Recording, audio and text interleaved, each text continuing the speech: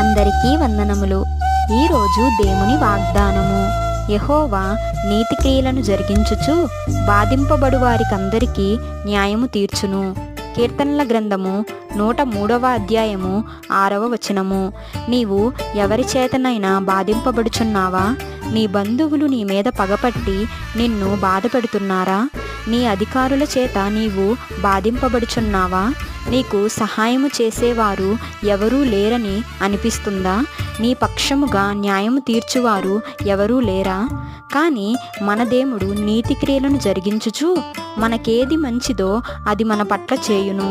ఆయన మనలను బాధించు వారితో మాట్లాడి మనకు న్యాయము తీర్చును. ఈ చిన్ని వాక్యం దేవుడు దీవించునుగాక. ఆమె